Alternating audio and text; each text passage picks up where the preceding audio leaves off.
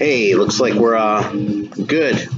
So, yeah, we'll see who shows up today. But yeah, just doing this for the hell of it because it's been a lot of fun. I am listening right now to a band called Apocalypse. I should probably show this fucking cover, even though no one's actually on yet. Let me see if anyone's on yet. Nah, hell no. Okay, well, fuck it. It is, this is a Swiss band. Hey, man. Fucking good old Nate, man. Hey, and Mr. Thumpfinger, right on. Yeah, there's no Grown Man Record Night tonight, you know. I wouldn't, Hey, man, welcome. Metal Ben, right on. Yeah, I wouldn't, want to go up against Grown Man Record Night. That just seems like shit karma because I've copped too many ideas from them, you know what I mean? I mean, the soda thing alone, I mean, Jesus, you know? But, yeah, here, I'll show this record cover, then I got a pack I got to open up, so... Check this out. Yeah, so this thing, which actually just came in the mail today, trying to get the reflection there, but, I mean, that looks pretty fucking metal, doesn't it? I mean, look at those guys. God, that light behind me kind of sucks, but this is the best place to sit. Hey, man, Video Faustus is with us. No shit, I knew it was a big funeral, but I didn't realize it was Billy Graham. How about that shit? That's interesting. Well, shit, man, North Carolina, right? There we go. Yeah, this record looks fucking great, though, doesn't it? And let's, hey, good to see Stavros on, man. And Alan, right on. Welcome, everyone. So, yeah, look at this shit. So we're going to dedicate this listen, this Apocalypse record, to the memory of Billy Graham. So... All right, cool. So, sort of the impetus, and sorry I keep sort of moving around here. I'm trying to like figure out where that glare is the least bad, but if I turn it off, you won't see a fucking thing. So, all right. So, I got this pack in the mail today from Mr. Spinnin Greek, and yeah, dude, totally, it's a full fucking house, man. This is like quick. So, thank you everyone for showing up. Nasty Metal, good to see you on here, man. Yeah. So anyway, I have no idea what's in here. It could be total shit. Actually, I'll tell you something. I sent Stavros a text before and said, hey, totally appreciate it. He was like, you haven't seen it yet. So we'll see, you know. Yeah, I actually learned something interesting about Stavros today, too. I mean, I'm not going to commit the sin of, like, giving up someone's last name. But, like, even when we first, like, started, like, texting each other and that sort of thing, I didn't have his last name. And his first name is Stavros. I was kind of like, shit, man, his last name is going to be really hard. Well, it turns out it's basically Smith in Greek. And I'll leave it at that. Well, let's just say I already knew how to spell it. So, anyway, let's see. All right, cool. Yeah, the Fear of Tomorrow record, man, that's a fucking great record, isn't it? Oh, right on, Alan. Awesome. Yeah, this Apocalypse record just came today, man. So I'm enjoying it. Awesome. Oh, man. The handwritten note. You know, I suck with the handwritten notes when I send shit out, I've got to say. But they always mean a lot to me, so... I don't know, maybe that's one more reason why my own karma is going to be fucking shit, but, you know...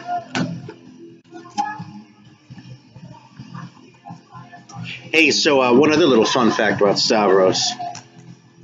He lives, I don't know how like into politics any of you clowns are, but he lives in the infamous Pennsylvania 7, which is infamous because it's famously one of the most gerrymandered districts in the country. Like, if any of you have heard about that case that went before the Pennsylvania Supreme Court, where they were like, no, man, this is bullshit. This is politicians picking their constituents rather than the other way around. That's his district. So, Mr. Doom Paul chimes in just in time to say that a handwritten note may be nice, but it doesn't hold a candle to a long hug. And that is definitely true. All right. Oh, shit, man. All right. All right, man, cool. All right, so we're sort of winging it here. I would keep the notes to myself. Hey, welcome, Shooty Music, or I just got the fucking name wrong. Shody, am I saying that right? Awesome. All right, so here we go. Actually, let's see. Did I get this? Yeah, that's just a fucking stiffener. Shit. Okay. So here we go. Actually, so I'm going to go ahead and so share the note because it's sort of background. So he's taking a different approach, right? The 45 reminded him of the movies that I show in the background, and the EP had a band name that reminded him of my trip to IKEA. Because that's what happens when he goes there. Actually, I gotta show this too, man. This is just a fucking stiffener. But check this out, man. Jose Jimenez, the astronaut. That's a pretty awesome cover, man. That's fucking so old-fashioned. The first man in space. What is this, like 1950 or something? No, 1960. Look at that. So fucking funny, man, this shit. All right, so let's check this shit out. All right, yeah, I don't know this. I've heard of one of these two bands, okay? Let's check this out. That is definitely a very cool cover, man. And it's Jucifer and Jack. It's a split. So I've heard of Jucifer, but I've never heard of Jack. Yeah, so I don't know what the fuck to say, man. Except that's a pretty goddamn funny cover, man. Look at that shit. And what we're going to do is we're going to throw it on him and see how we like it together. So, and then the other one, oh, Jucifer rules, right on. Paul's backing up the Jucifer. So the other one is Agoraphobic Nosebleed. And yeah, I can definitely see getting that at IKEA. Because it's like so big, there's so much space in there. Note that he knows how to pack records, by the way. You're going to mail them. You know, records, it's proven technology, man. It's fucking, you're not going to fuck them up if you send them properly. But that's one of those things you got to do or else you get seam splits. Look how classy this looks, man. Like, it's all kind of shiny. It's like not like glossy per se, but it's got this sort of sheen on the finish, man.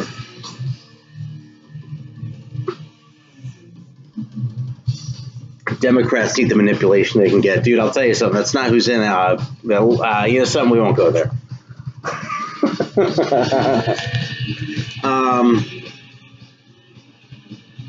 Yeah, all right. So you want to finish listening to Apocalypse, or you want to sample one of these right now?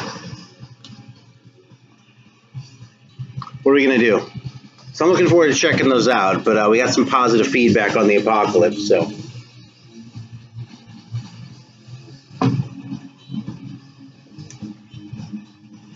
But I know Richie's chiming in. Welcome, first of all, man. I've had good luck with the Europeans, actually. They're pretty reliable for me. Maybe it's maybe it's just who's I've ordered from or whatever. But you know. All right, so we'll let Apocalypse run, and after this side of Apocalypse, we're going to throw on a little bit of probably Agoraphobic Nosebleed, then we'll do the 45. So yeah. So that's sort of my big topic for today.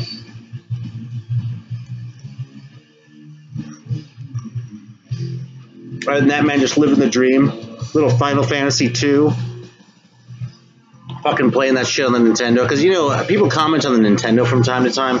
That's totally like one of my things to do. Because there's nothing better to do when you want to just sit and listen to records. But you need to do something for your eyes. And fucking play Nintendo. Yeah, Alan's from Delaware. He's actually not. He's from way the fuck out there. Like, I'll let y'all work it out in the chat, man. It's too fucking funny, though. So, yeah. So, I don't know, man. I'm still fucking hung up on the metal thing. You know who, you know, I was kind of freaking out over a little bit before was Accuser. You know, I'm going to show the record, but I got another one of those in the mail today, too. And this one was Who Dominates Who. And that's one of those records where... Hey, Tone, welcome. So that's one of those places where, I'm sorry, reading about the places in the chat is throwing me. Because South Dakota is nice. Oh yeah, so it's another one of these bands, man. I've been coming across all these fucking bands that I actually had records by a long time ago, but just didn't really click for me. Now I'm listening to them and going, God, these are good. Like Coroner is one, Accuser's another one. That Hollow's Eve I just got into maybe a year or so ago. Artillery. There's all sorts of shit like that. So Mr. Alan Ellsworth here beat Twilight Princess again. Took about 12 hours. That's pretty awesome. And Metal Ben, those Accuser reissues are nice. Well, you know something, I'm lying because I actually haven't seen one. I almost bought two and I ended up finding originals both times. But, oh, the Friday night show? Yeah, it's Grown Man Record Night. It's not on tonight. They're going to be on tomorrow. So I wouldn't compete with them, man, because I don't want to, it'd be shit karma, you know? Yeah, if you saw Scott Waters, he's a big Accuser fan. He's actually part of why I wouldn't sort of reassessed him, because him talking him up, I was like, well, shit, man. You know, because Scott generally has pretty good taste, you know? So, I mean, he likes some shit that I don't particularly care for. But I probably like a ton of shit that he doesn't particularly care for, so. Anyway, those Accuser reissues, okay, I haven't seen the Accuser reissues, but I have other shit on that label. There's No Remorse out of Greece, and their shit's always, like, nice. I mean, shit, I think I have another, I'm trying to think what it is. I think I have another No Remorse record over here. I had a shitload of records sitting over there, so I'm going to just start looking through them. Yeah, there you go. Scott getting you into Accuser. Oh, some 70s hard rock, right? I'm like, what kind of 70s hard rock? I'd be curious about. A lot of the best shit is from Germany, man. I love my 70s hard rock. It's been a while since I've listened to very much of it. But yeah, German shit and then South American shit. That's like what I totally freak out over. Yeah, Blood Rock. Fucking Budgie. Mr. Dotson Loops chiming in with Budgie. Right on. Welcome, dude. Good to see you on here. Yeah, Budgie's fantastic. You know, it's funny. There's certain things I sort of look back in my record collecting career. Oh, fucking Sir Lord Baltimore, dude. Hey, Alan, you know who has a white label promo of that first record? Here, I'll show it real quick. We're gonna make Alan jelly here. Okay, hang on a sec.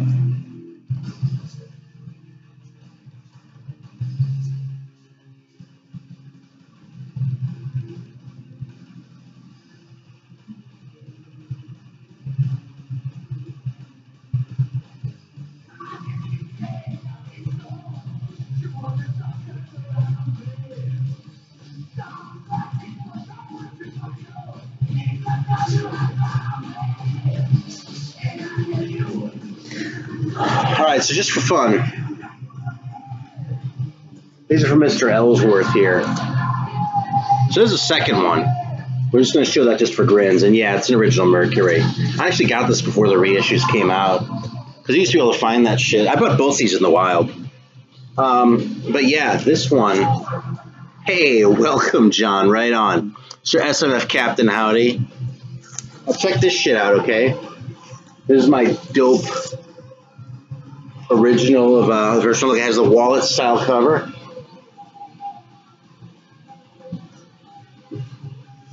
With the record on the inside, which is kind of dumb, really, but you know, what the hell. And check out that label. How about that white label promo, man?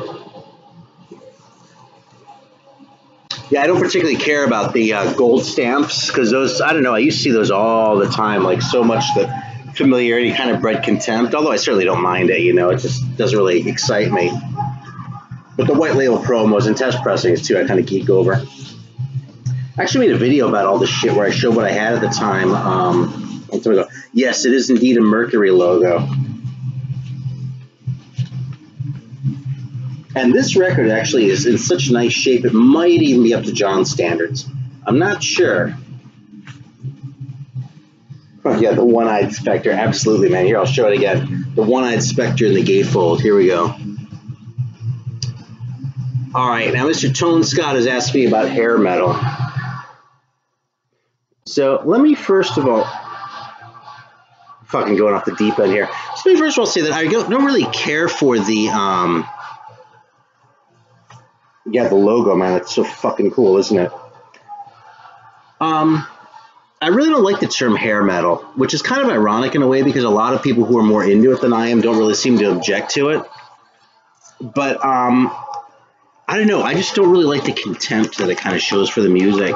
And I say this as someone who, you know, back in the day, I hated all that shit. When I called it poser shit, I'm still more inclined to call it poser metal than hair metal because I don't know, man. In a way, like even though you're calling it poser shit, and obviously that's derogatory, it still doesn't seem quite as bad as like picking like a single like superficial attribute.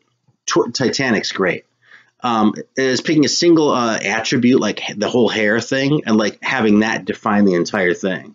Like the poser thing seems like it's a little bit more comprehensive, you know. So I don't know. Go figure. That's fine, Tone. I don't mean to like rebuke you here or anything by saying this. I'm just sort of saying Bang is fucking awesome, man. Yeah, mustache metal.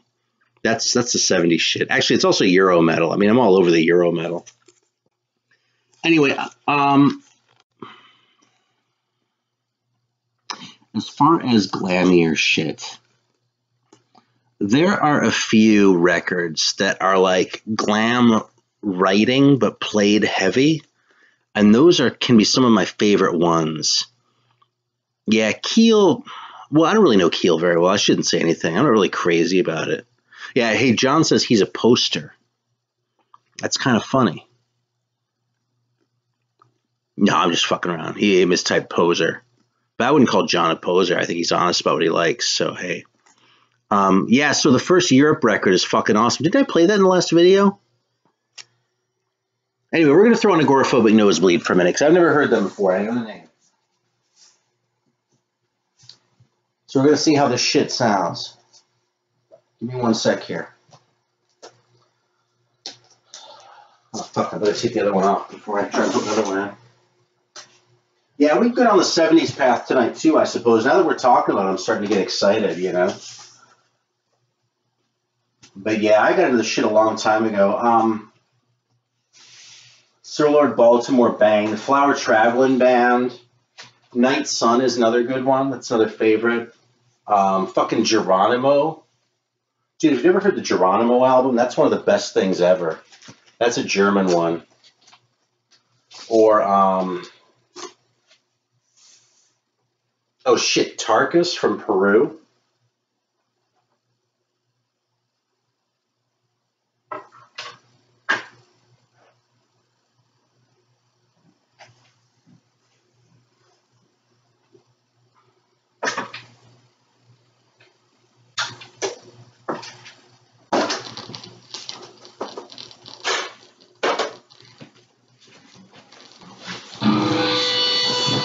All right, here we go. Hey, Chief Pineapple, welcome, man.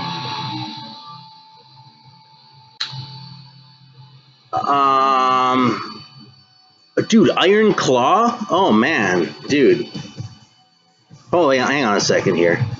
You know, all right, Vinyl Rich is saying that glam is 70s and hair metal is 80s, but the thing is, it's really kind of the same idea, you know?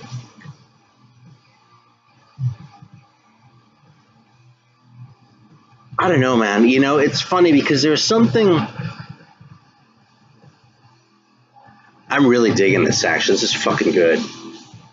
I don't know if I would have bought this of my own accord, but this is awesome. Yeah, frankly, I heard the name before. I thought it was a little clever for my taste, you know what I mean? But this is really good. Yeah, it's on Relapse, too.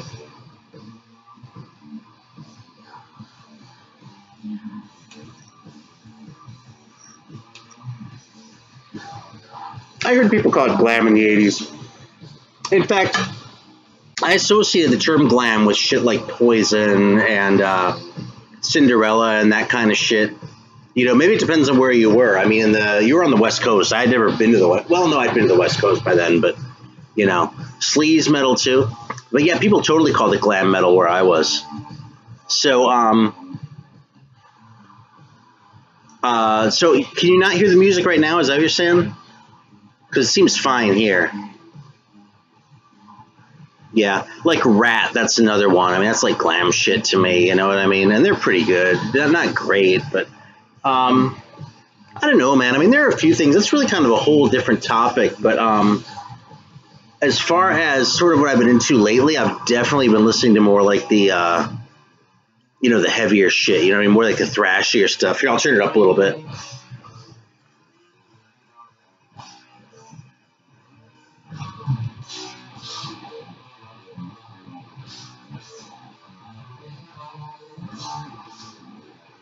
I hope that's better. Unless you're just fucking with me because it's midnight here. But I don't mind, man. It's pretty loud in here.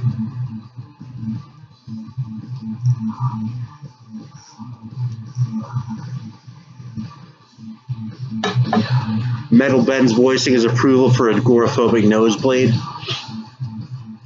Yeah, someone else asked me something earlier that I was going to address, and I forgot. I lost the thought. Let's see. Iron Claw is awesome. The first Europe is fantastic.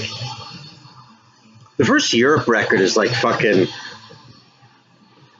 You can hear that they're Scandinavian on that record. Let's put it that way. I guess you can on the other ones too, in a way. You know what I mean?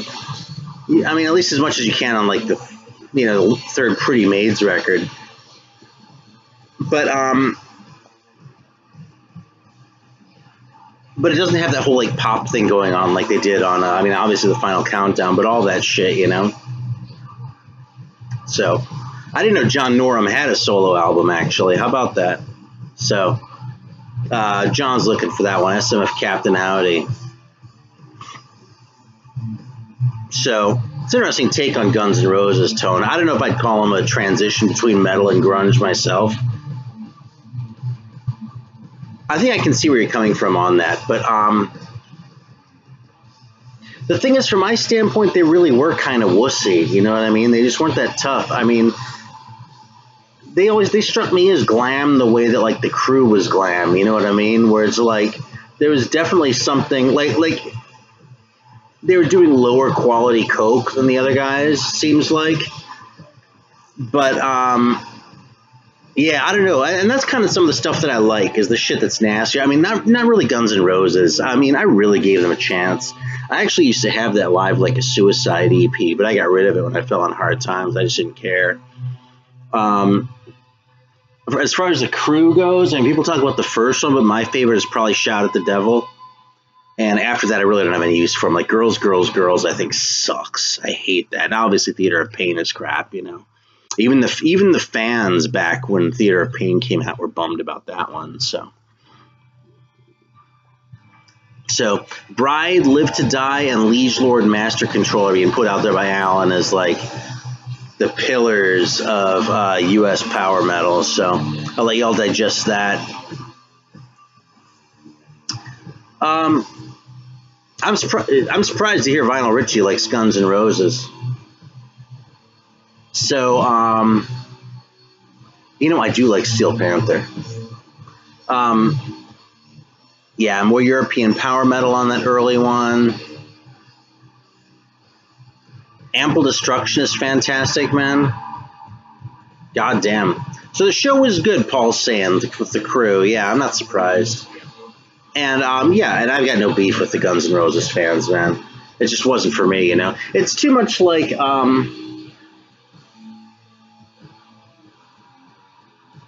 don't know. I mean, I guess I'd really just say there's too much Zeppelin in there for me. You know what I mean? They really had the blues thing going on. And, it's not so much that I object to that as much as they just never, like, press the right buttons, you know? I mean, obviously, Axl's a prick. But so's Dave Mustaine, you know what I mean? Speaking of bands, by the way, that I've come around on recently. But, you know, the Dave Mustaine shit, I can tolerate it because the records are good enough to, you know, bring me around. But okay, now right there. Okay, so Shody Music just says his comment is, I don't mind Theater of Pain really.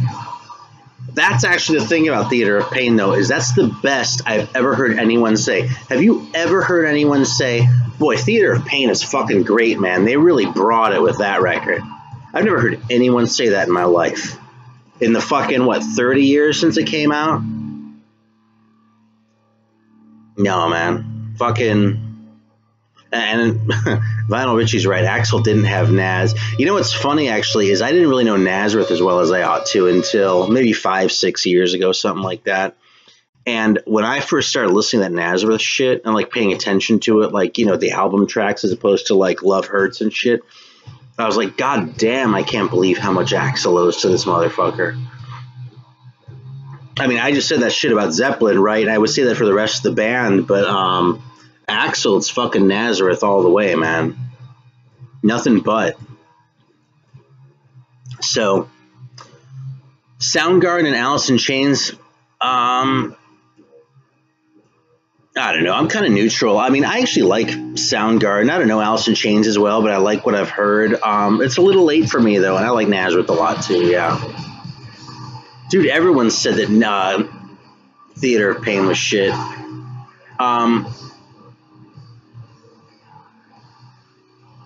Now, Axl leading AC/DC, I'm actually kind of glad that John brings that up because people were pissed about that, right? I mean, they were bound to be, okay? And I'm not a Guns N' Roses fan. I do love AC/DC. I can't really say I've been all that excited about them for the past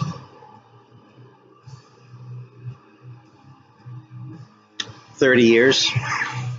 I actually saw them in 1988, so it's been almost 30 years. In April, it had been 30 years. The thing about, hey, welcome, Hill 333. The thing about a band like AC/DC is, first of all, okay, Bon Scott was like the guy, right? And people, frankly, like me, still think of Brian Johnson as the new guy, even though he was in the band way longer than, he was in the band longer than Bon Scott lived, period, I think. Because Bon Scott was what, like, he was born in 46? Yeah, that's how big a geek I was, I know that. So he'd have been like 34 when he died. And if Brian Johnson joined in 80, yeah, he was in AC/DC longer than Bon Scott's entire life. Okay, I never thought of that until just now, all right? But they already went through that, you know what I mean? There's no one they could bring in to replace Brian Johnson. They'd already done that once. They managed to succeed with it. I mean, better than ever if you're going by record sales, right? But there's no one they could bring in. So bring in someone like Axl Rose and just going for the pure star power and saying, not just saying fuck the idea of trying to replace anyone or anything like that. We're just going to bring in a different singer who will bring in his own crowd and like, just, it is what it is. You know what I mean? I think that's probably as well as they could have done. You know what I mean? So from that standpoint, I don't know if they could have picked someone better than Axl Rose. I have no interest in listening to AC/DC with Axl Rose fronting them. But from a standpoint, not only as a business decision, but also for them as a band, I really can't argue with that, you know? Okay, now I have to disagree. I don't think that Axl's a better singer than Brian Johnson. I actually think Brian Johnson is a fucking fantastic singer. I really do.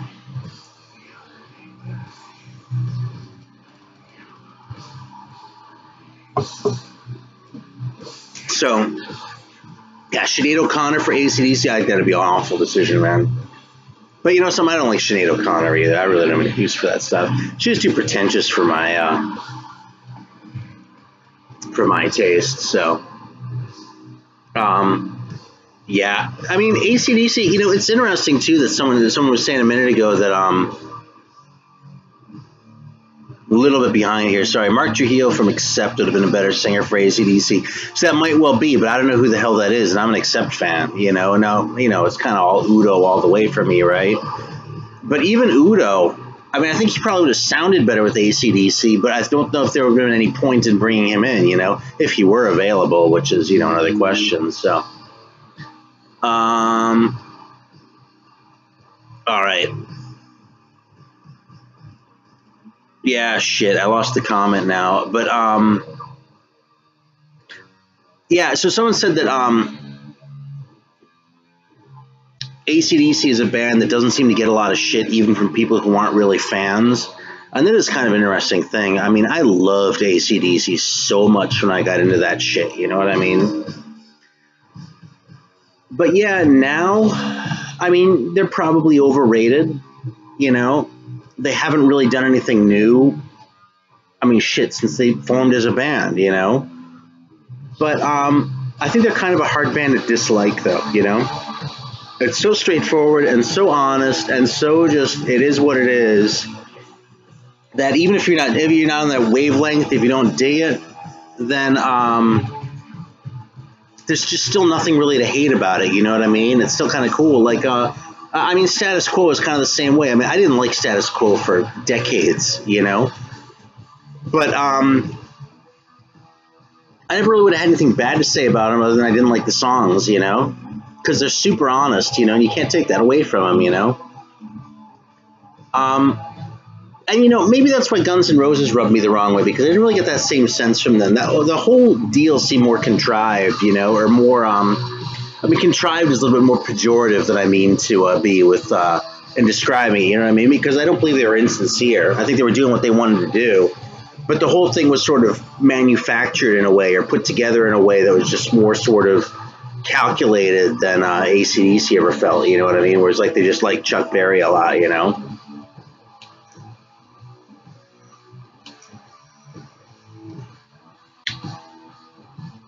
So,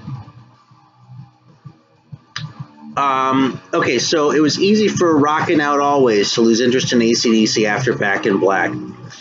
I actually got into AC/DC circa Fly on the Wall, and to this day I have a soft spot for that record. If you were going to ask me what's my favorite Brian Johnson era record, it'd probably be Fly on the Wall, and I actually don't even own it. And number 2 would probably be Flick of the Switch. So, yeah, and I'm not trying to take anything away from anyone who digs Guns N' Roses, by the way, with that comment, just to sort of respond to what Tone's saying about seeing the point. What was I going to say? Oh, dude, you got the Leather Nun record, Johnny Trash? Right on, man.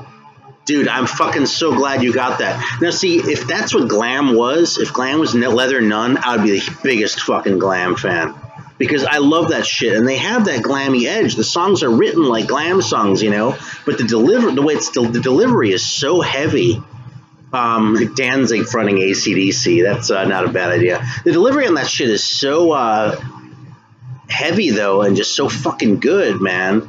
Yeah, Leather Nun, man, goddamn. Like, I almost said I wish they'd made more records, but Take the Night is just perfect the way it is, you know what I mean? If there were more, they would have had time to go downhill. So, yeah, Back in Black. See, the thing about Back in Black is, like, half of it's crap. You know, I mean, Let Me Put My Love Into You. Come on, man. Or, fucking Rock and Roll Ain't Noise Pollution. Man, that song sucks. You know, God, I'm trying to remember what else is even on there. Shoot to Thrill I Can Handle. Hell's Bells is a good song. So is Back in Black, and so is You Shoot Me All Night Long. Okay, we're all sick of probably all those. But, you know. So, but, man.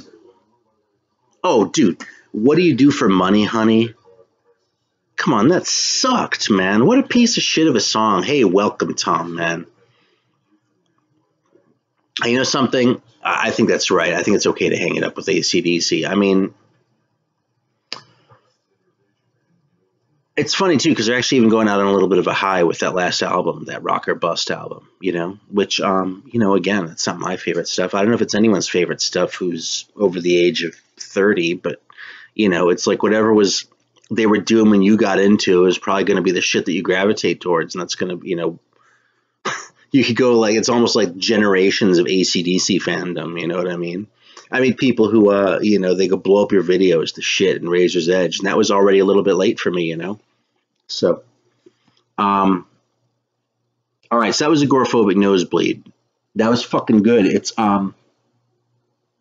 yeah, it's doomy in a way that I don't have very much shit that sounds like. I'm going to put on the Jucifer 45. Let's check that out for a minute here.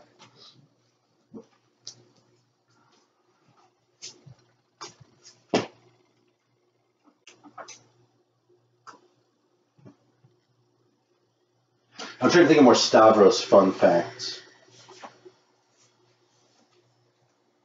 But y'all should subscribe to him if you're not already, by the way. Like, switch over while I'm just, like, fucking not doing anything anyway. And subscribe to Spinnin Greek, and you won't regret it. Because I'll tell you something, he shows a lot of shit where I don't even know what the fuck it is. But he's fun to listen to.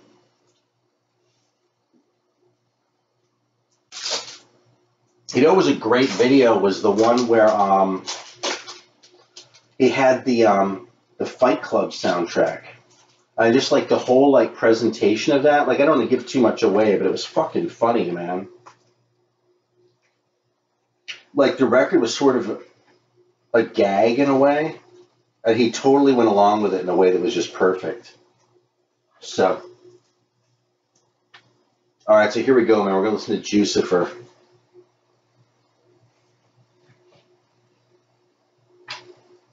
And then y'all got to decide if after that we're going to listen to something from the 70s or some metal.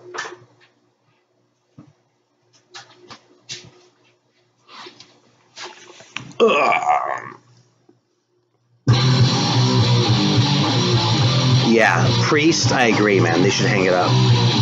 It's too late, man. And I hate to say that, you know. Oh, shit, I think this is the wrong speed. Hang on.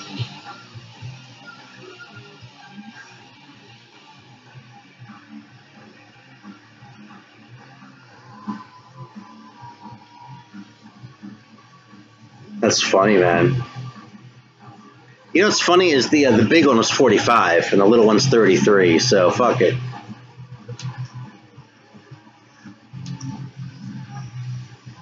Right on. All right, John just bought the John Norm solo album. Right on, man. Good.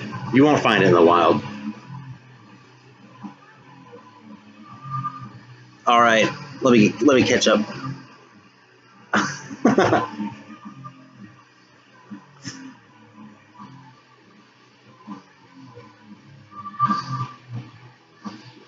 Fucking jazz theologian. All right, whatever. I mean, you know, I do love my jazz, but I can talk about theology.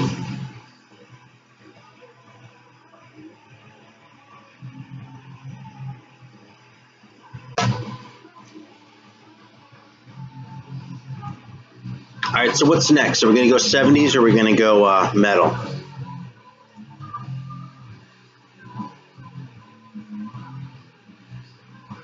Glam theologian. You know, I'm really not the glam theologian. You know, when I first got into, I started to say this before and I lost my train of thought. When I got into started to dig like the 70s glam shit, it was weird for me because all of a sudden glam wasn't a pejorative anymore. That's what I was going to say about that, because the I'd always associate glam, like I said, with like the real Drek, you know, the Britney Fox and that kind of shit. God, 70s, man, it's like unanimous right now. Okay, I'm going to bust out the Geronimo record then, unless y'all have something else you want to hear. Apparently Paul knows Geronimo. I don't know if anyone else does, but this is one of the greatest fucking records of all time. And you all ought to listen to it and enjoy it.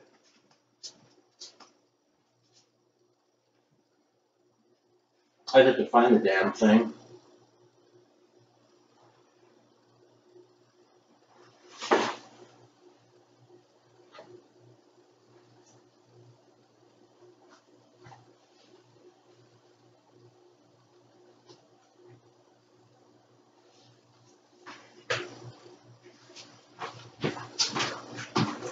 All right, here we go. How many of you have heard this record? Hey, Chemical Reaction, welcome, man. I did a whole video where I just showed my Voivod records. It's kind of old now, man, but maybe I'll bust them out in a few minutes. But yeah, basically I have everything through Angel Rat. And that's it. Big surprise, the early shit, right? So that's kind of how I roll.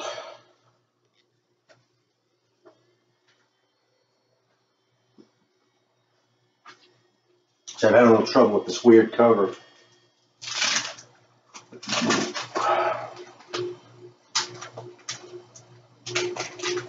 Damn it. This thing is fucking with me.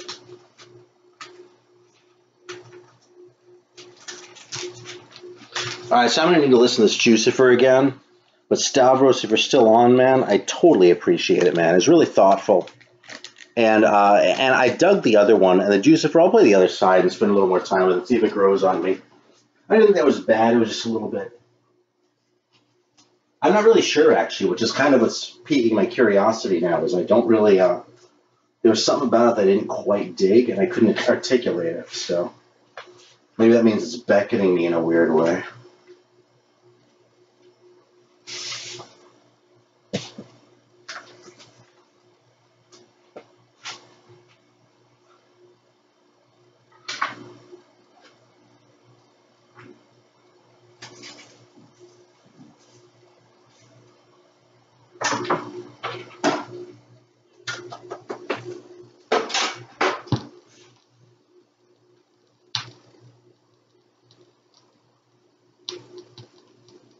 Hey,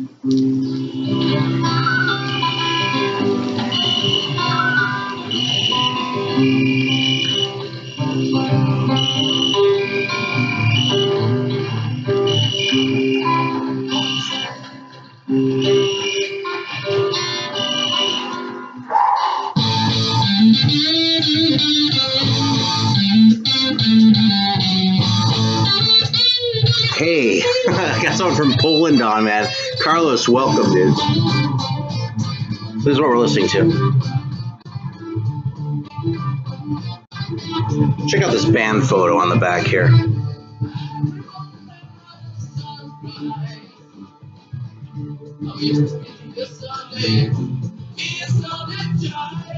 It's like Western shit, man. You know what I learned from this record? Is that when Europeans, in the 70s anyway, when they put American Indians on their record covers, buy them. Because this one's great, and the fucking Osage Tribe record out of Italy is also great. Fucking so good, man. The first Lucifer's Friend record, John, I think is tremendous. Okay, the second one I think is good, and after that I don't have a whole lot of use for them. But the first record is awesome. See, actually, that sort of goes to what I was saying about Leather Nun before. Like, if they had made more records, they might have gone to shit, you know what I mean? But they made one record, Leather Nun, that's brilliant, you know? And I wish Lucifer's Friend had done the same thing.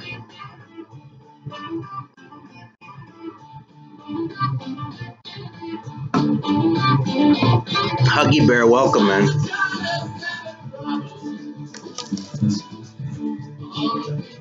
Close to the speakers, huh? Alright, I can do that.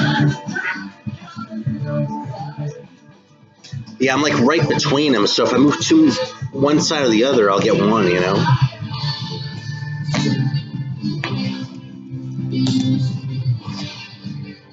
It's hard to believe this came out on like Polydor or something like that back in the 70s, you know?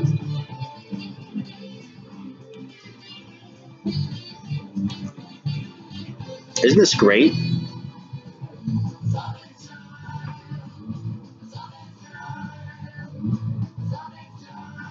Yeah, the audio's a little low. Hang on.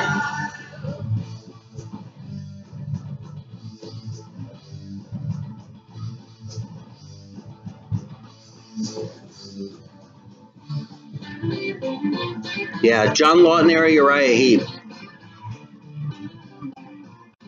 How's the balance? Am I like a lot louder than the music or no?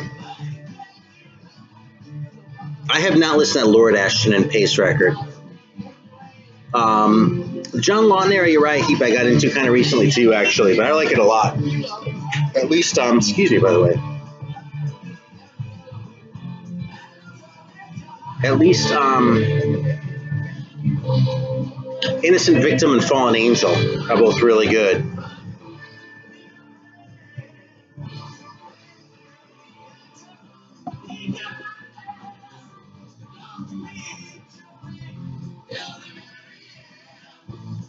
Wow.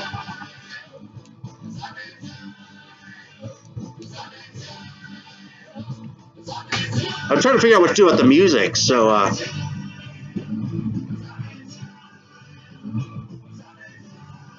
yeah, is that making any difference at all? Probably not. Actually, it's coming up a little higher in the thing.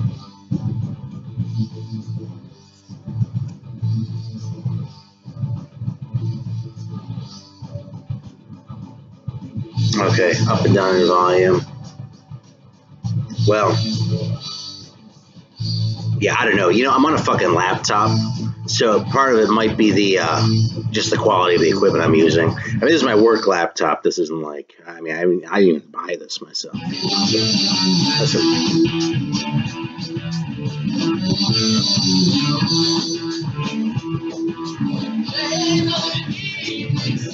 Yeah, that's the thing, actually, John. Is when I watch other people's videos and they're drowned out, I find that more annoying because you can get a sense of the record and go back and listen to the record yourself. So, you know, I don't want to do that. So,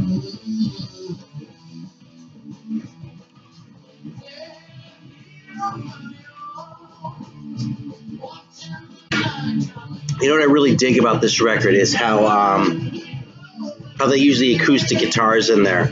Not so much right now, this is all electric, right? But on some of these songs you hear that have like the electric and the acoustic, like overdub. And it's like, look at the strumming, like the attack on the acoustic, that sounds great. But with the fuzz on the electric. Yeah, I know what you're talking about with the bootlegs, John. That makes sense.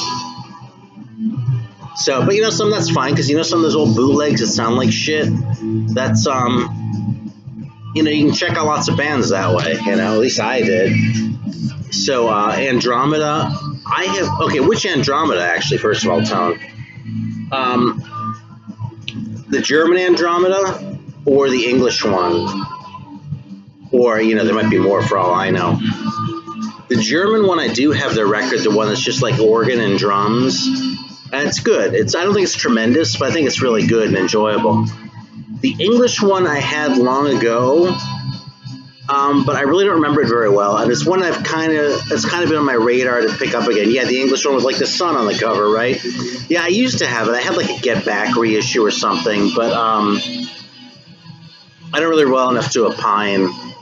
So Alan's starting shit in the chat. Let's talk about how the Monkees are better than the Beatles. And John came back with the right response, just saying LOL. You know, I was just talking with my younger kid earlier today about why the Beatles were important. It's funny. Because, you know, the Beatles are such a big deal. I almost feel like it's my job as a dad to like teach him about that shit, because, you know, I hate saying that people wouldn't be doing X if it weren't for this band, because that's probably never true. You know what I mean? Someone would have figured it out eventually. But, you know, it was the context then was that, you know, writing their own songs. You know, because people didn't write their own songs before the Beatles, you know, just like people didn't make albums, like as an album, as opposed to a collection of singles before the Beatles, you know. So I'm really not the biggest Beatles fan. No, we're not even close, but they're still a hard band to overrate.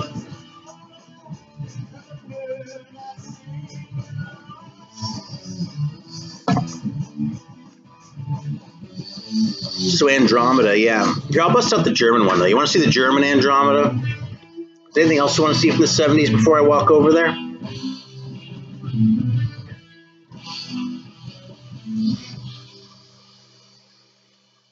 Listen to this transition.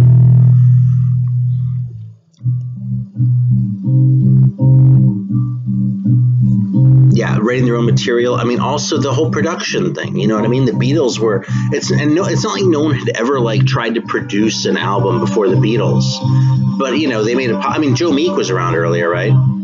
But they you know, but they brought that out there, you know, and people really started paying more attention to that sort of thing after the Beatles and kind of their popularity. Some people had written their own songs too. It just wasn't that common. Just like producing an album wasn't very common, you know.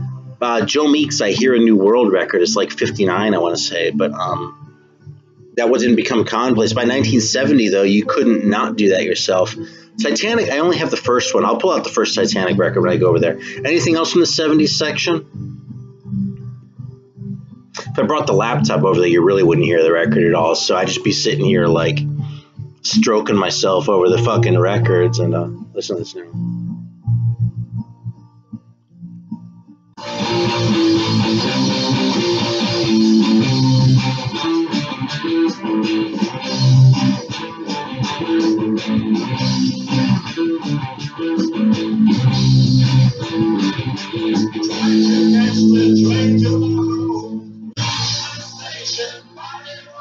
Jarvis Street Review is good. Alright, 5 random 70s records. Okay, I'll do that. I'll just bring the laptop over there. I should have enough charge that I can do this shit.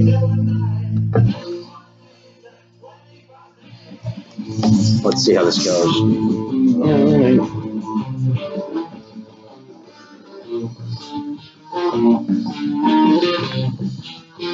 Alright, hang on. I gotta bring this too. I gotta figure out where I'm gonna put my laptop too.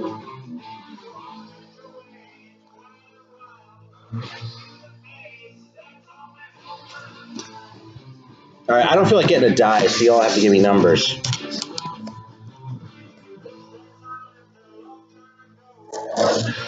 I don't even know where the camera is. Oh yeah, there we go. You can see the keyboard. Jesus, this is kind of weird. All right, well, the kitchen's over there, and the records are right here. So, all right, 3 and 17 we already have. So, let me see how many cubes I have here. 1, 2, 3, 4, 5, 6, 7, 8, 9, 10, 11, 12, 15, 16, 17, 18, 19, 20, 21, 22, 23. Okay, it's 24.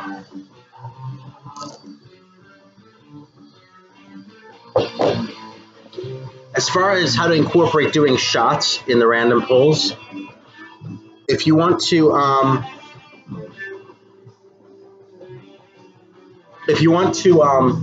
stay sober,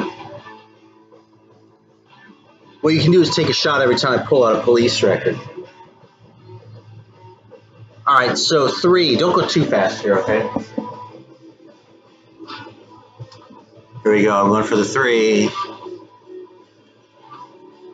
Oh, shit. Do you really need me to talk about this one? All right. Yeah, that's funny. All right, so John, like Captain Howdy, he's telling me not to look. I wouldn't have pulled out Paranoid if I were peeking, because I don't feel like talking about Paranoid right now. It's a great record, though. I'll tell you that. I still love that record to this day. But yeah, if you watch like Scott's 5 Random Records video, he cheats sometimes, and John always gets pissed. It's fucking hilarious, man. That whole like, because I don't think Scott like means to cheat. You know what I mean? Not that it even makes sense to really cheat or something like that. You know? Okay, 17 and 15. I forgot how many. 13, 14, 15, 16, 17. Okay, 17's over here.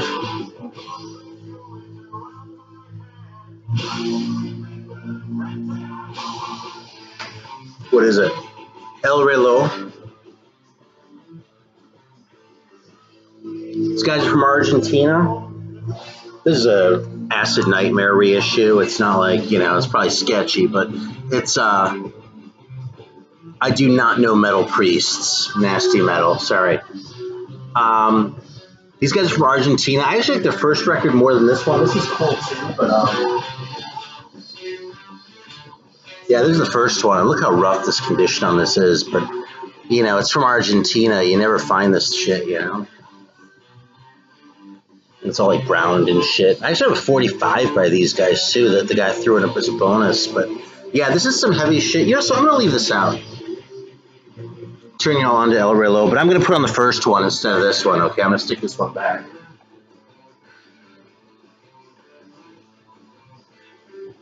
All right, what's next? I got to scroll back up. Oh, shit, and I can't. Hang on. I don't have a mouse with me right here, so.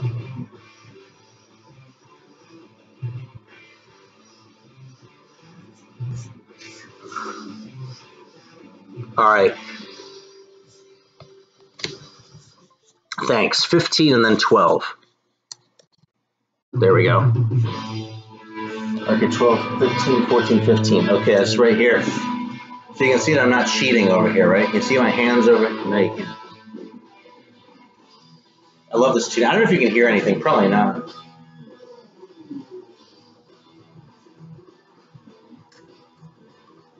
Pana Freda. Uno. This is like Italian prog shit. And this is a more straight-ahead rock record than a lot of the Italian prog stuff. But it's a very cool record, man. It's, you know, it's not the greatest thing ever.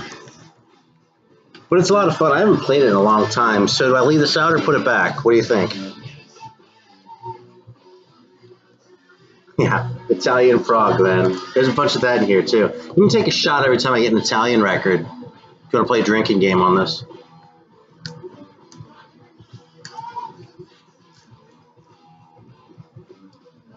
Out. That means leave it out. All right. And then 12. Yeah, I do not have any City Boy albums. Right. Yeah, sorry about that. Actually, I'm not sorry at all. It's not my thing. All right, so 12 is right here. All right, let's see what the Hand of Fate will pull out for us. Hey, Words Ruin Music, welcome. Oh, shit.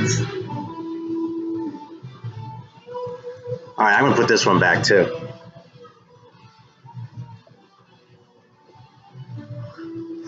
Yeah. Oh, really? The City Boy from LJ. How about that? Yeah, I think now that you mention it, I remember him talking about that, actually. He's a pretty big fan of that shit, isn't he? It might be great, actually. I've never really given him much of a chance. I just didn't really... They never really grabbed my attention, you know? All right, so we actually only pulled out 4 records. Here, I started to pull out the Andromeda one while y'all are thinking of another number.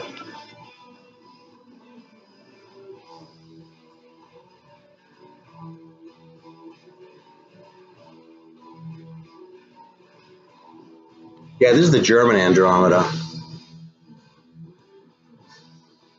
It's a weird cover, isn't it?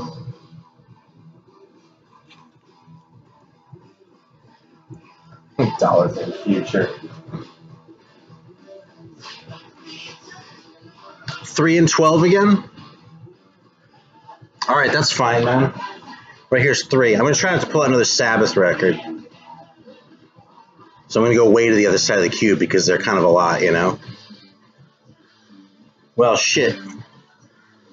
This isn't exactly an obscurity either. But this is my 4th favorite Blue Oyster Cult record. Okay, so those first, the first 3 are my favorites, and after that, this one. I like this one more than, like, Spectres or any of those other 70s ones. I just think the songs on this one are better. And fucking this one has a song called Veteran of the Psychic Wars, man. I can't really argue with that. So, let's put it back.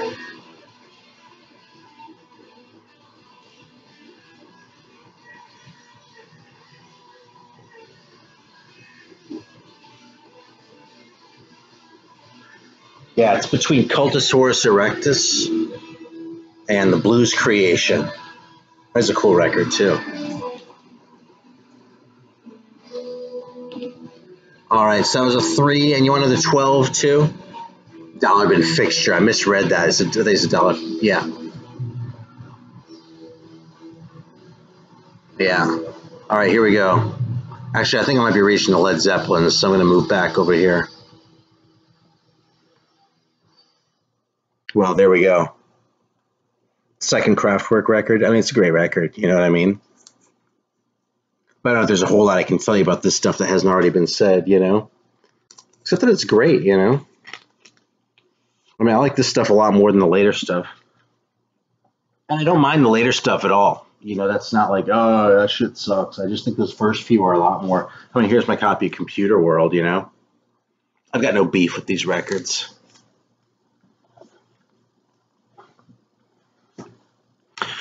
All right, so it looks like El Reloj is up next. Talk to a chicken. Is the music coming through at all from the other side of the room here? Or is it well,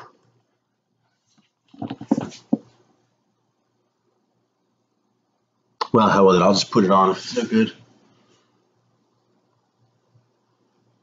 Yeah, that's what I figured. All right, we'll go back over here.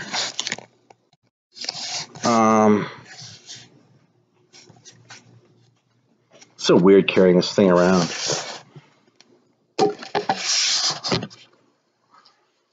All right, let me swap these out.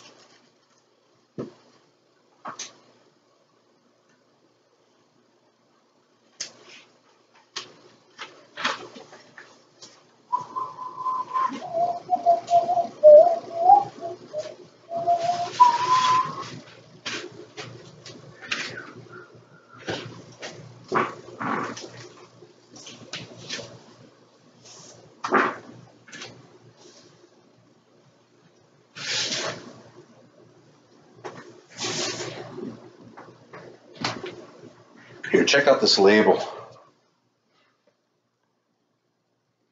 You see that Argentine RCA label? Come on, I'm trying to do this right. Look at that.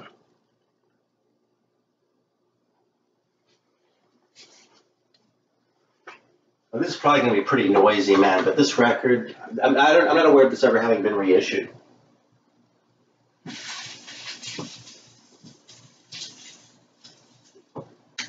Man, I haven't played this in a long time.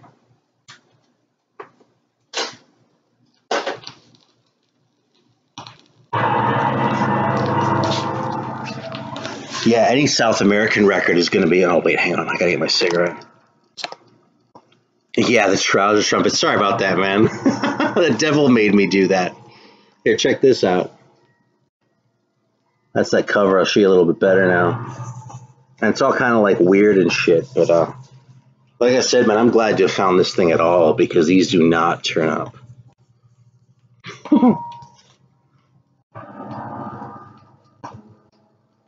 I started at,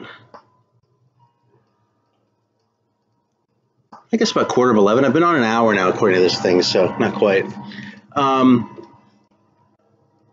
Yeah, Alan wasn't liking the game. Oh, well.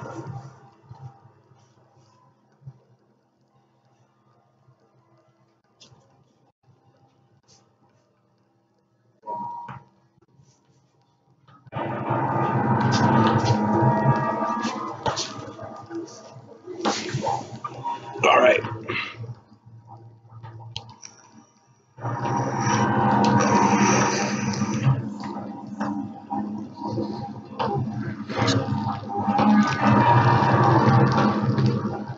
All right. So yeah, I mean that's just a little sampling from the '70s shit. Actually, I feel like we didn't really find very much good shit, but you know, it's over there. I mean, we actually found only good shit. It's just, you know, some of it, like, you don't need to see my copy of that Zeppelin. There are better copies out there, you know.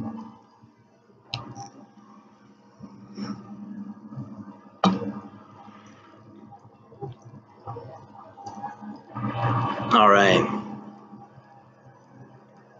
So the whole thing isn't like this. There's like a tune coming. This is the overture, is what it says on here. So, yeah, and it's RCA. I do have that cover for the Alice Cooper record. I'll bust it out in just a sec. Actually, we'll just get it right now. Let's play.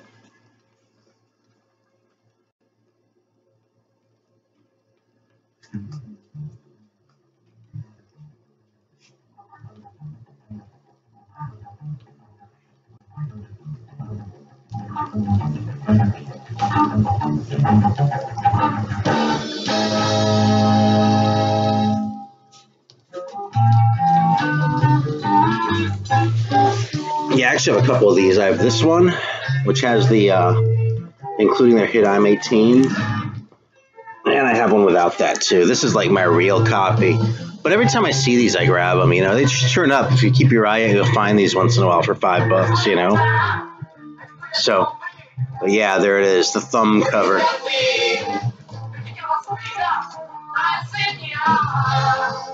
And yeah, I always love it to death. And you know something, there was a reissue of this that restored the cover recently, but they fucking,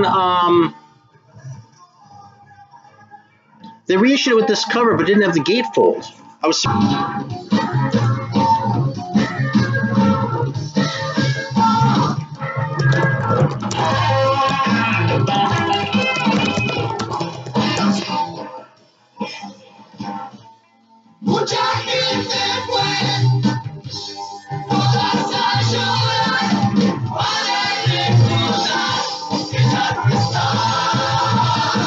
Wait, the screen said I violated the terms of service?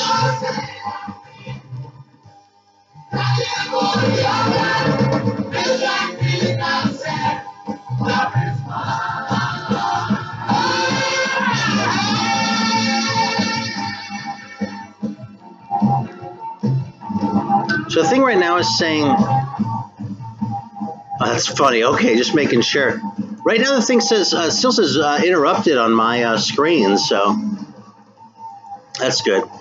Yeah, right now the thing says video playback interrupted. Please try again. But then at the top it says live, so I don't know. Go figure.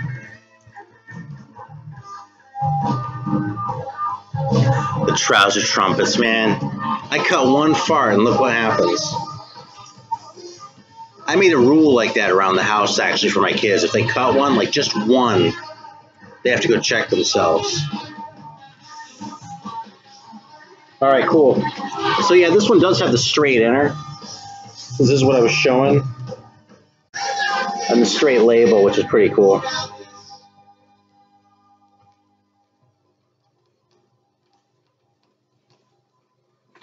So yeah, but this has been my copy for 20 years. So Yeah, strict dad. I'm super strict. Yeah. I'm so strict I make fart jokes and shit like that. Yeah, there's actually a weird ring on this. The cover isn't perfect, but it's in pretty nice shape, so.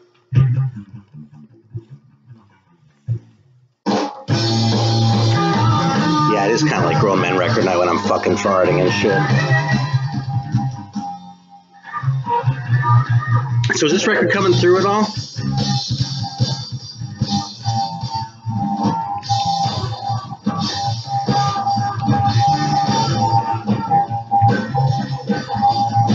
There might be a little too much going on for it to really make sense, but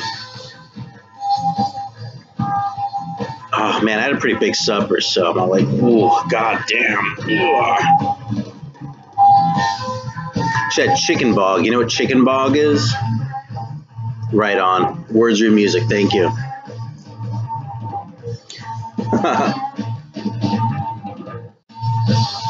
Yeah, chicken bog is like a southern like chicken and sausage and rice thing. It's fucking awesome, man. Wishbone Ash. I like Wishbone Ash. I'm not a huge fan, and I don't really know anything after about the first 3 or so. I like Argus a lot. The first 2 are good. Actually, they're very good. I really do like those Wishbone Ash records. I kind of have to be in just the right mood for that sort of thing. That's sort of like Nazareth that way for me. If it catches me just right, I'm all over it. But, you know, if it doesn't catch me just right, then it's kind of like whatever. So,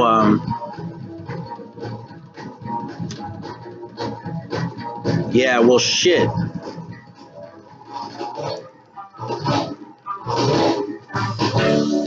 Wow, everyone came back on, thanks.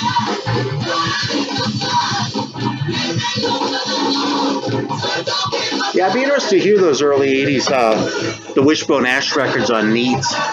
It's surprising they would be on a label like that, you know? Especially after doing those fucking corny Hypnosis album covers and shit, you know, it seemed like they were going down a completely different path. So, yeah, I'll admit though, too, those kind of turned me off, you know what I mean? That one like the guys holding the apple and shit, come on, man, I don't fucking...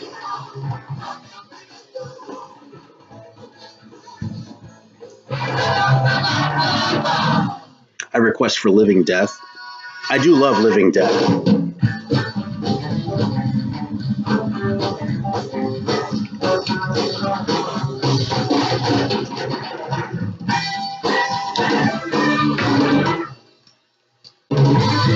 Yeah, I gotta be honest though, I'm kind of fading a little bit, so I'm gonna actually hang it up a little bit soon. It's been an hour already.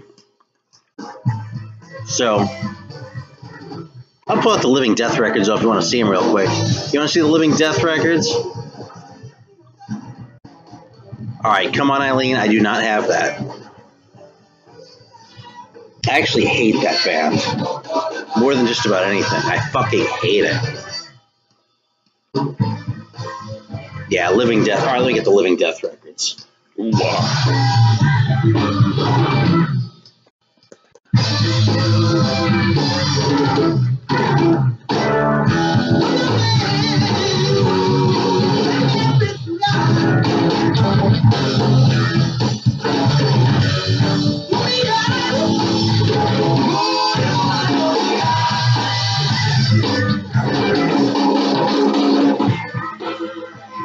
Yeah, I don't really have that many. Alright, so here's Vengeance of Hell. This is on, actually a little water damage.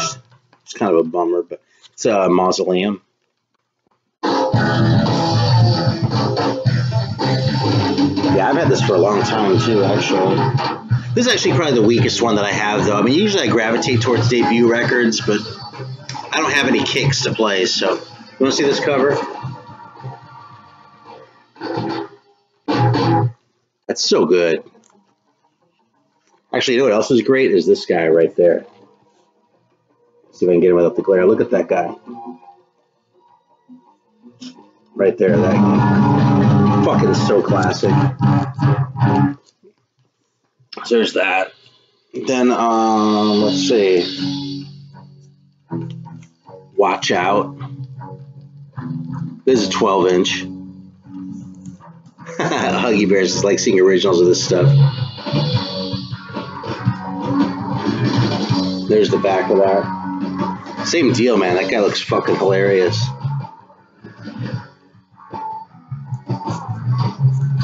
Yeah, right on.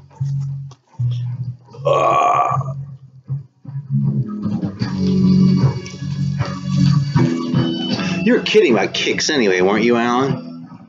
Mama's Boys cover art. I guess it kind of does, you know. This is Metal Revolution.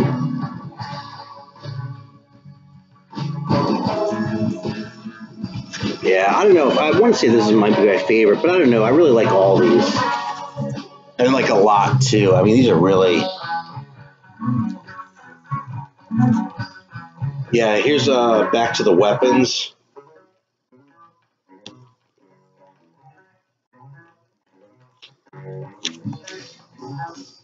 Yeah, and it's funny, like... I don't know, they were like censoring it or something there with that mini LP thing. Normally I'd pull the sticker off, but it's so funny that it says it like that, you know what I mean? I kind of can't resent it too much. And then this one is actually an American press, surprisingly. But this is protected from reality. So, I don't know, maybe someday I'll go and seek out an ARG press of this, but here we go. I do not have any Apocrypha. I'm sure Nasty Metal knows them, though, so. All right, Metal Ben's asking about Assassin, the German Assassin or the American one? Let me pull that out.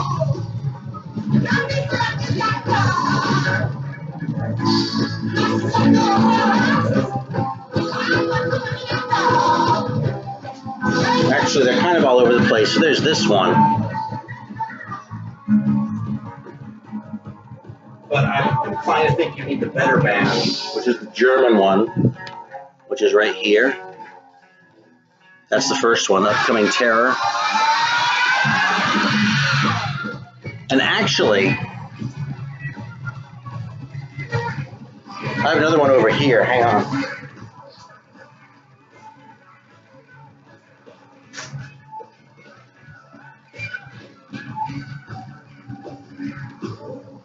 Yeah, this is kind of awesome, actually. This is, so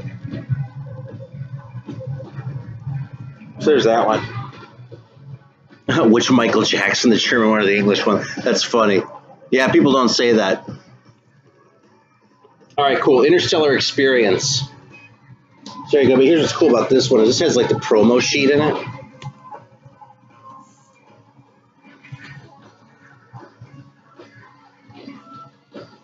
And yeah, totally German Assassin. That American band, you know, it's not bad, but it's not great. It just has this insert in it with like a little bit of hype in German and English, which is kind of awesome. That's fucking funny, man. Harmless Rebel. I was watching one of his old streams earlier today, and I noticed in the thing like how Scott came in like 10 minutes late and asked him to start over. So he was like, oh, well, I'll show you what I already showed. But, dude, I've been going for a fucking hour and 15 minutes here. Hey, we got to start over, everyone. I got to show everything again. So Steve can check it out.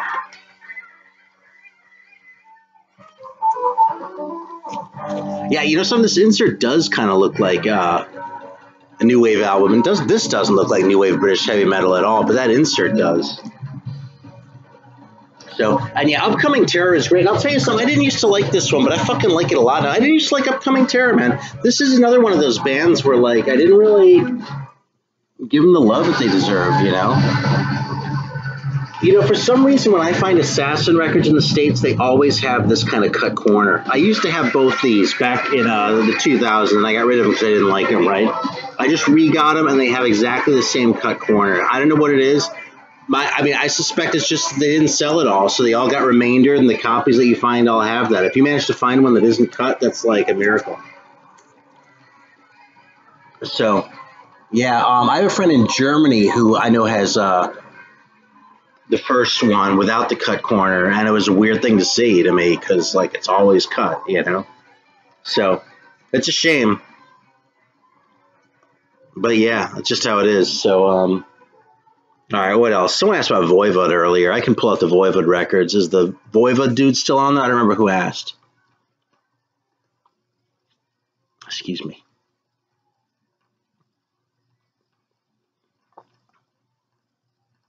Yeah, someone asked about Venom too, but my Venom shit's all over the place. I think that might be the end of the side, in which case we have to pick a different one. All right. Voivod, all right, just for Zila Hollow, which I hope I'm saying that right. So, wow, they actually cut the corners themselves at the place? Because, I mean, a lot of times when she gets remaindered, they'll do that, but I've never heard of a record store doing it. You know, the labels are the ones that do that. So that's a trip. All right, let me grab the Voivod records.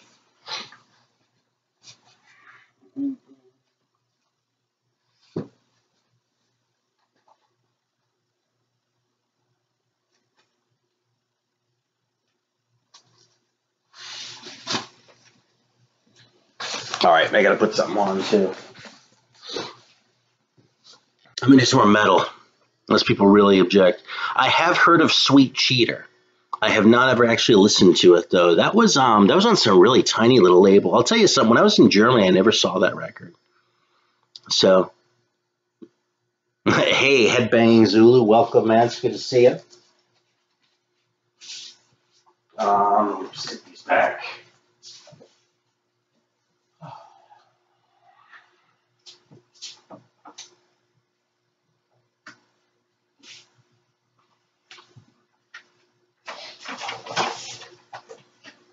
Yeah, I'm a little on the lethargic side today.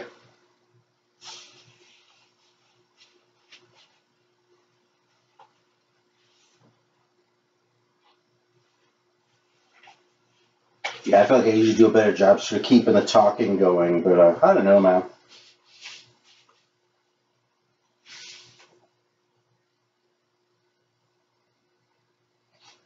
Yeah, this cover is so fucked up, it's hard to put the record back in. But I don't want to leave this thing out because it's so fragile, you know? All right.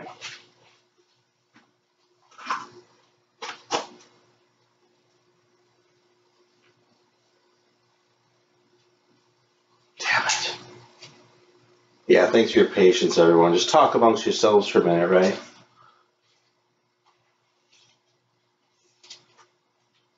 All right, I'm going to put on this Darkness record, I think.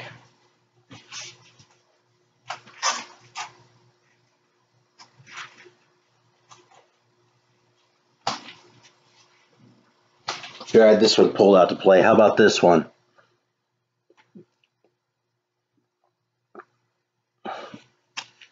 All right. There's 2 or 3 Voivods we're talking about.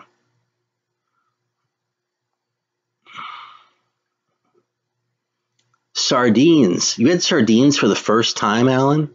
You know something? All right. We're going to do this one. This is the German Darkness. This is their second record. My copy of the first one actually doesn't have a cover. It's a test press, which is cool, but I got it without a cover. So this is the second one.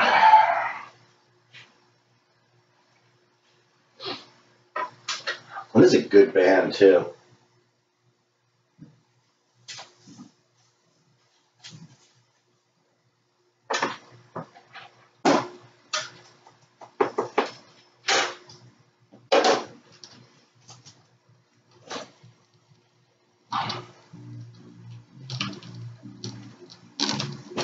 Hey, check out this cover.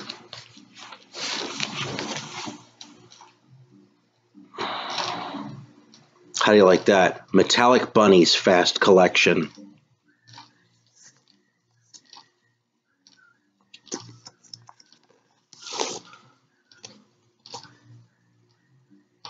Who the fuck thought that was a good idea?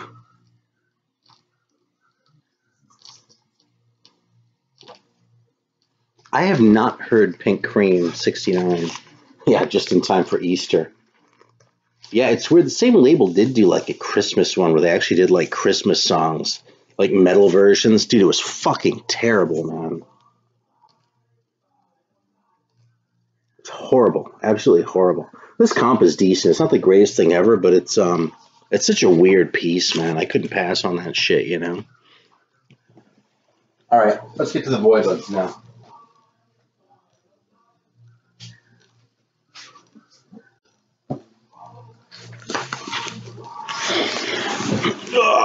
All right, here we go. You ready? Really, the Halloween singer in the 90s. How about that? All right, so here we go. There's Warren Payne. I actually bought this when I was in high school. This is the Voivod record I've had the longest. It's not the first one I heard, but it's the first one I actually bought.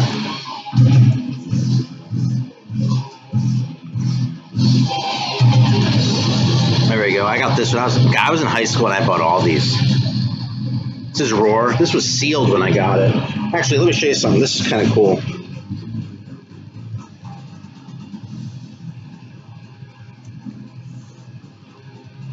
It's a metal blade pressing, Warren Payne.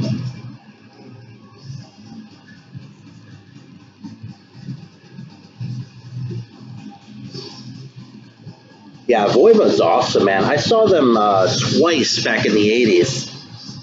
Actually, I think the second time might have been 1990-ish. Here, check this out, though, man.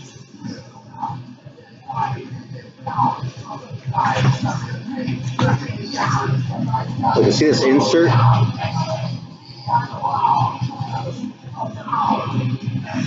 This thing will it'll make you sick. Hang on a sec.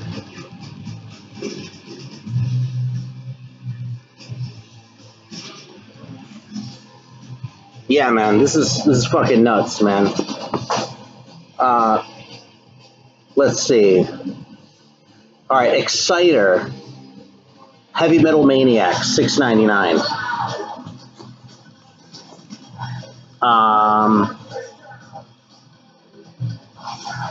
Angel Witch Frontal Assault, $8.99. That's one of the expensive ones.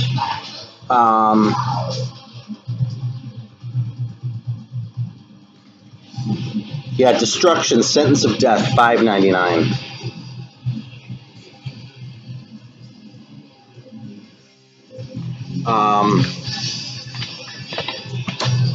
Merciful Fate, First, the mini LP, $7.99. The Black Funeral 12-inch, $4.99. Creeping Death 12-inch, $4.99. The picture disc, though, is $5.99. Yeah, man. Oz, Fire in the Brain, $6.99. Onslaught, The Force, $6.99.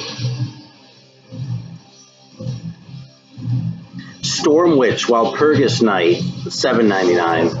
I kind of wish I had that one. Sabotage, The Dungeons. That's what it says, The Dungeons, not The Dungeons Are Calling. $5.99. So yeah, a penny.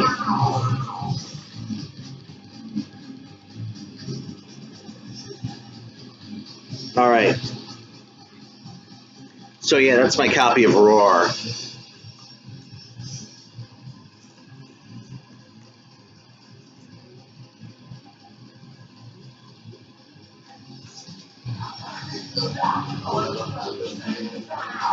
All right, here we go. Yeah, there you go. Steve remembers. We're getting to Killing Technology. First, we got this one. There's a Thrashing Rage 12-inch. There's a Noise one. It doesn't say anything on the back. You see that?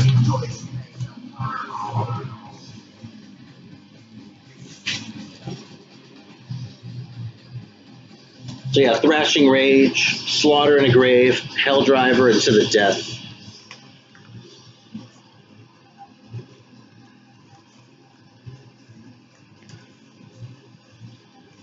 There's some sticker gum on here I should get off.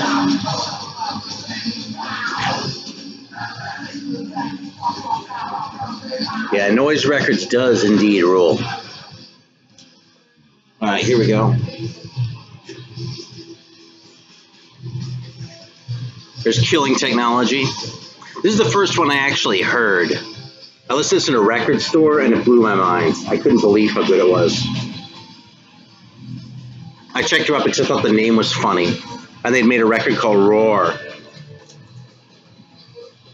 Yeah, most of these I got in the 80s. Although the Thrashing Rage one I just got when I was in San Francisco a few months ago. But all these LPs I got, 30 years ago. So this one I only got about 15 years ago. This is the Too Scared to Scream and Cockroaches 12-inch, which only ever came out as a picture disc.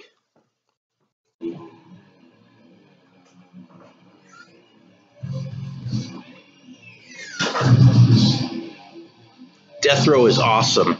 I don't have any Midas Touch though. There's Dimension Hatris. This is actually on Maze, so it's be a Canadian press. Oh yeah, there we go.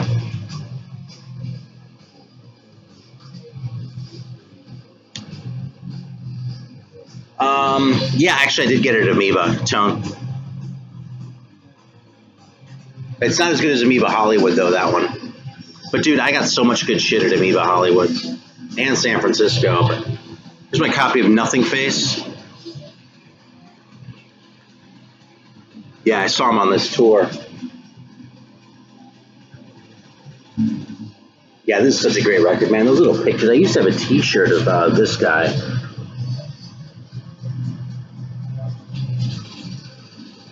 So,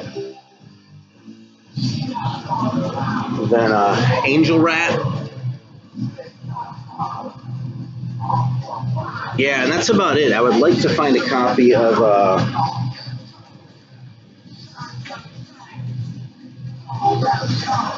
I'd like to find a copy of The Outer Limits one of these days, but yeah, Nothing Face. It's funny, that was everywhere at the time. I just figured out recently, because Greeno was looking for it, that, it's dried up. But back then, man, it was all over the place. There's the one on Alternative Tentacles. That's just the demos. This is probably still around. Yeah, Angel Red is underrated. I agree. It was a creeper for me. I didn't like it right away, but it grew on me. Yeah, Jonquière, their hometown. That's funny. $50 for an Unsane LP. Here's the thing, on the Verge, with record stores like that, you got to know something that they don't. It's the game. It's like that with any record store, but especially the big ones. It's much more satisfying when you get a deal there,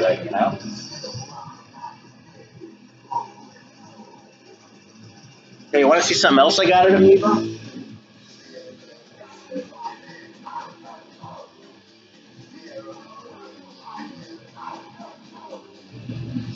I paid $3 for this at Amoeba. If you know this, you'll know it's not a $3 record.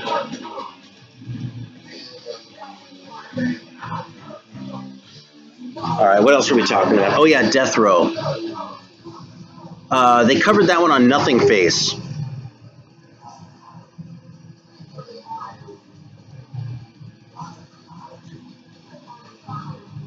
And I don't know if you said that about the hometown. But I suppose it was one of those four. Probably the drummer, because he's the one who did all the drawings. So, yeah, the town that they're from is Jonquière in Quebec. Looking at my Death Row records right now.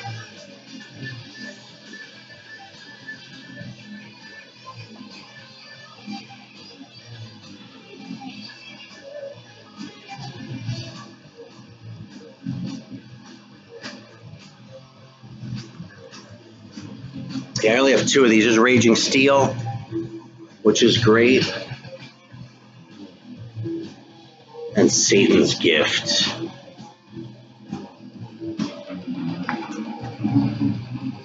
Yeah, these are so fucking good, man, both of these.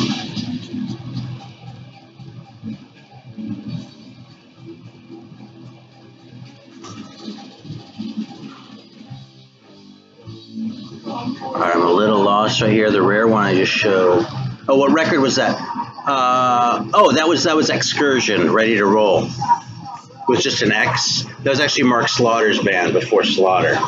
And that record, there's one with the skull on the cover. That's easier to find, but that LP doesn't turn up.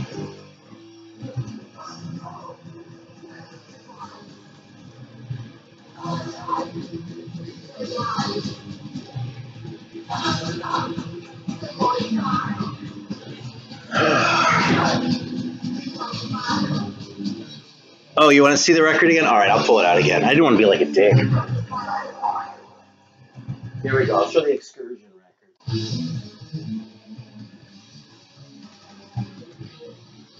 All right, so this is the first EP.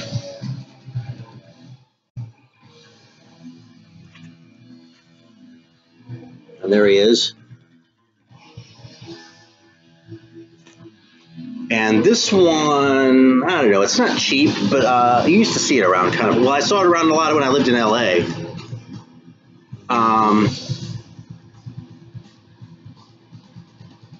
There you go, Ready to Roll. This is a harder one to get. Mark Slaughter.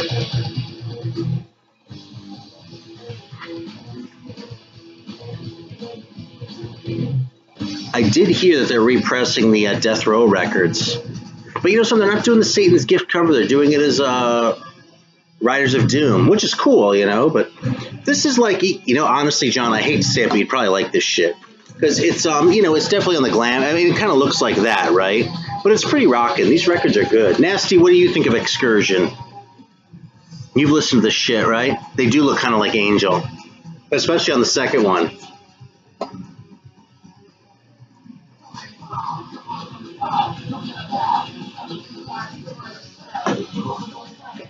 I didn't realize you're such a Mark Slaughter fan, John. I want to hear what Nasty Metal thinks of Excursion, though. Because I'm sure he's listening to this shit.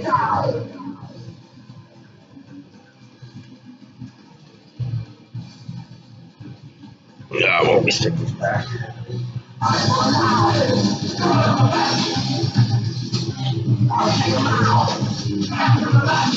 Yeah, I didn't know he played with Vinnie Vincent. That's interesting. I just learned something new.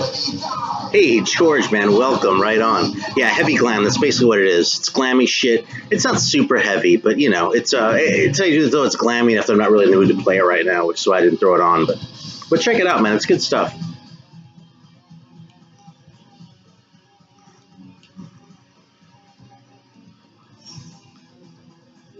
All right, what's next?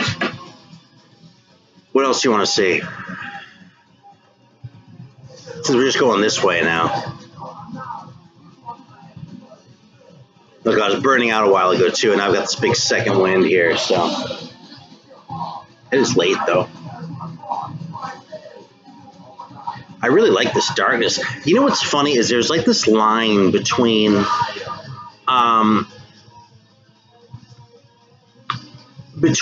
just sounding like a punk singer and sounding like a metal singer that's shouty. You know what I mean? And the bands, like some of my favorite singers are just on the metal side of it. Yeah, like Billy Milano, he's on the wrong side. So like SOD, back in the day I loved SOD, okay? When I got tired of SOD, I stayed tired of SOD. I never got into MOD, you know what I mean? Because it's just too punky, you know? But this is just on the right side, you know what I mean? I mean, the music's also total metal, too, so that doesn't hurt. So I don't have a whole lot of... okay, so Sabbath, first of all, yeah, I need to know, too, if we're talking about the British ones or the Japanese ones. I think I showed the Japanese ones on the last stream. Samson, the only one I have is... oh, shit, the Thunderstick Holding the Axe. Head On, I want to say it's called. And Tank, I have Phil Towns of Hades and the second one, Power of the Hunter, I think it's called. But yeah, not a whole bunch of shit. German Steeler with, Dreamweaver. I don't have that record, believe it or not. I don't have anything by that band. I do have a copy of the first one coming, History of a Time to Come, because I've been hearing about them for so long. I got to check them out, right? But that's just a hole in my collection, you know. Yeah, you just got that SOD not too long ago, didn't you, Steve? I thought I remember you showing that like within the last year or so. And I agree on the German Steeler, absolutely. What kind of Japanese pressings are you asking about, Huggy? The Sabbath or just generally Japanese pressings? I don't have a whole lot of Japanese pressings generally. And they're kind of mixed in. I mean, I'll find them like as I'm going through shit, you know?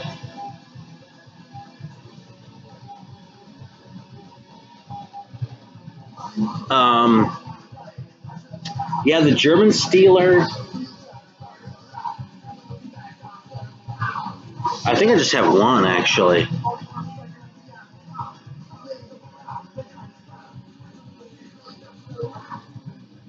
Yeah, I don't know, Sacrifice from Japan. How about that? That's funny, because Ready to Roll is probably the softer one, huh?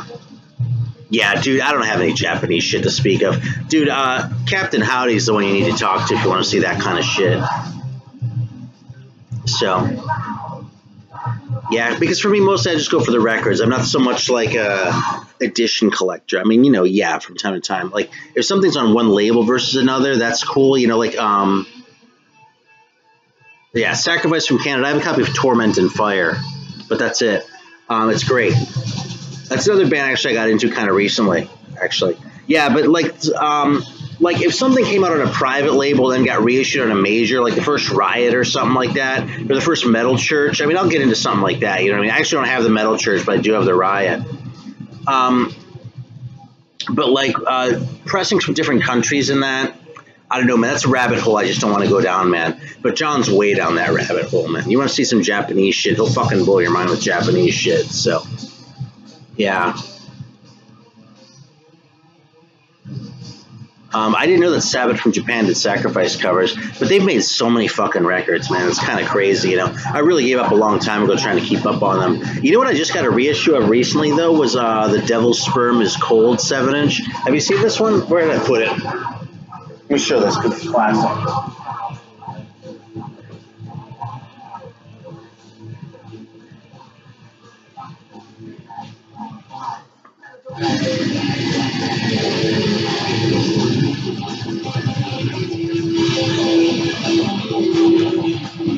Yeah, there we go. I'm really glad this got repressed. Because originals of this are like $100 or something. How can you argue with that, though, man? This is great.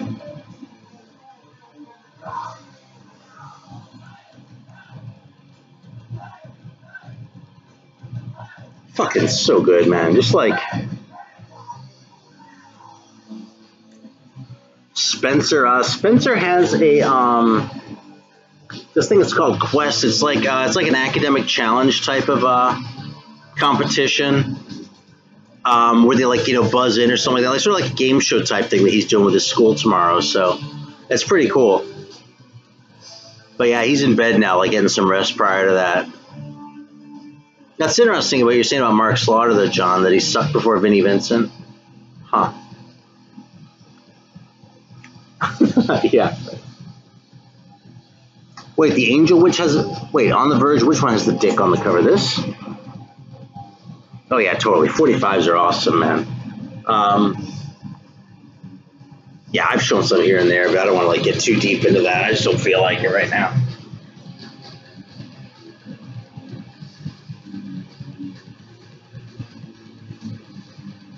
But if you watch my shit, you know I geek out over a fucking cover. I'm trying to think what else I have that I've gotten recently that I could show off.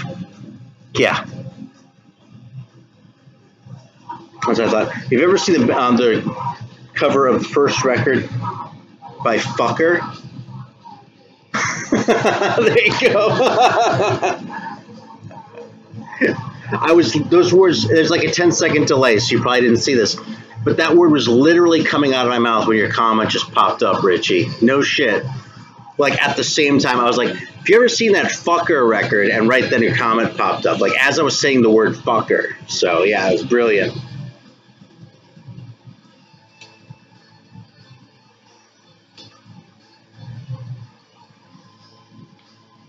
I have the first Mekong Delta. You probably have that, too, don't you, Steve? Where is that thing?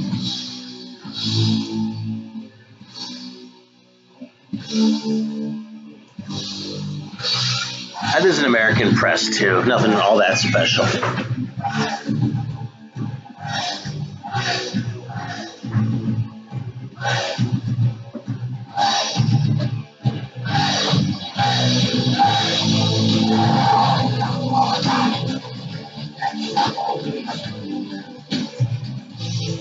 Here's a sacrifice.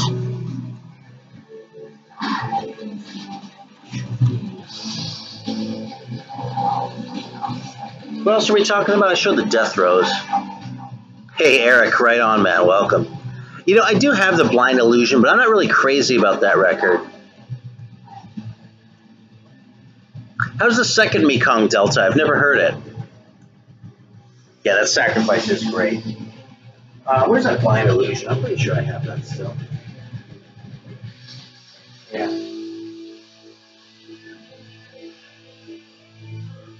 Yeah, there it is. I've had that for a long time. I'm actually a little surprised it survived the purge. Because I've had this since before a relatively brutal purge.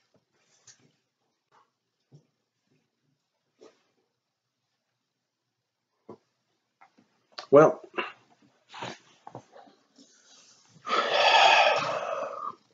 yeah, sacrifice is raw, right on. Oh, man. All right, well, listen, I'm starting to like lose my voice a little bit, so I think I'm gonna hang it up. Sorry, I feel like it's a little bit abrupt because I was gonna go a little bit longer, but like I'm feeling all like fucking scratchy and shit, so I think I'm gonna let it drop it. So, thanks for tuning in, everyone. Though, means a lot. I really appreciate that I can fucking do this at a crazy ass time. People come in and we can just hang out and bullshit. Yeah, Eric, you just got on too, man. I kind of feel like I'm dicking you over, man. All right. Good night, though, man. Thanks a lot. I'm going to stay up for a little while. I just can't talk anymore, man. Fucking sucks, man. I usually can't do this. Usually I can talk for hours. I don't know, man. But all right. Take care.